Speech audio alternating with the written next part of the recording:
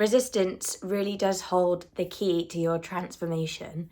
When you're resistant about something, I believe that it's because it's incredibly important to your spiritual healing, growth, whatever it is, because I feel like when resistance arises within you, it's your ego desperately trying to cling on to the past or desperately hoping for things to not change, because it knows that by taking that job or ending that relationship or moving to that country, which may feel scary and fearful and you may be resistant to it, is opening the door to allow yourself to gain deeper understanding, deeper truth, deeper alignment with what is truth.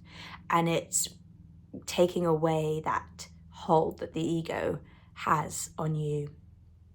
And it's a really incredible place to be in, because it's hard.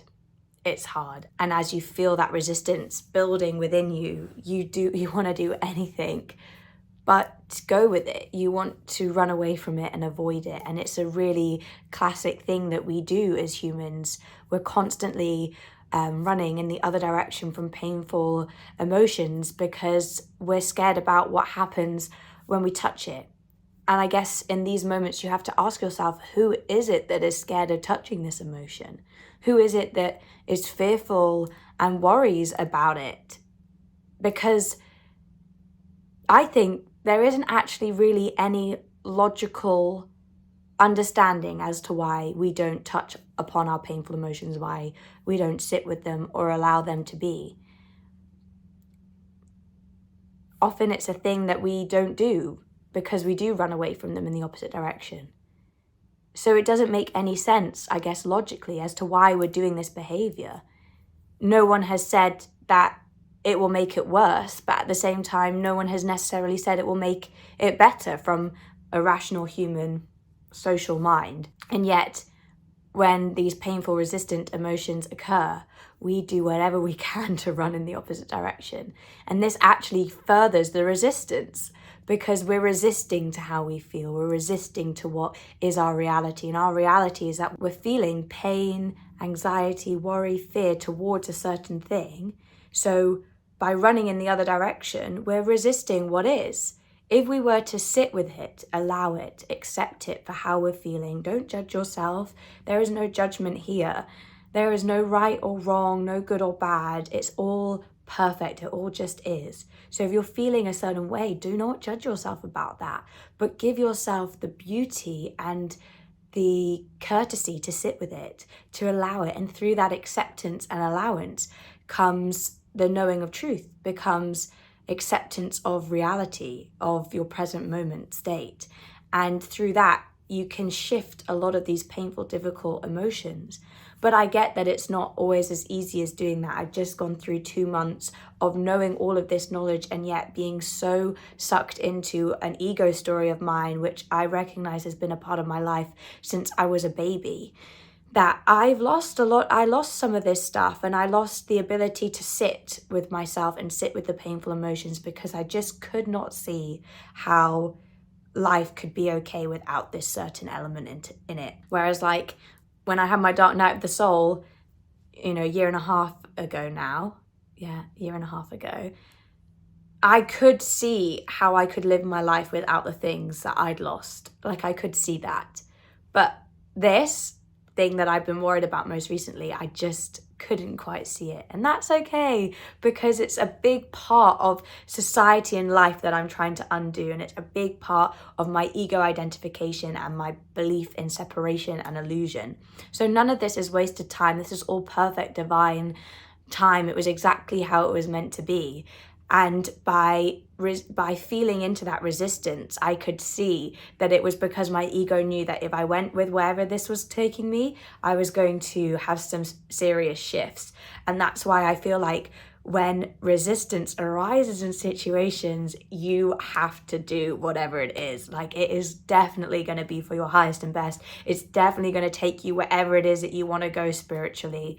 I look back on so many areas of my life now where I had major resistance to doing stuff, and they have all been the key to unlocking so many deeper elements to my life, to living further in alignment, to living from my true self, to being happy, every single day of my life, to love myself, to accept and know and trust that I'm always where I'm meant to be and that I'm being guided that place. My awakening experience when I was 18 was on a course, and it had been a course that my mum had done the year before.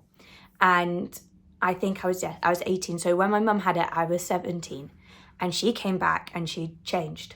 And she was starting to say all of these crazy things at the time about this world being an illusion and that we weren't a body and all of these kind of things. And I remember being like, oh my God, my mum has gone crazy.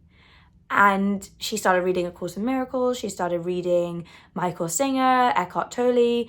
She really deep dived into a lot of this. And she'd often sort of, at the time, spout these views and these opinions. And I could see, obviously, they were having a profound effect on her. But for us as a family, we couldn't quite see where she was coming from. We were like, I don't understand this. And then came the day where I came home from school and she told me that she'd booked me to do this course that she'd done the year prior. And I can't tell you how resistant I was to this. I literally got so angry for some reason.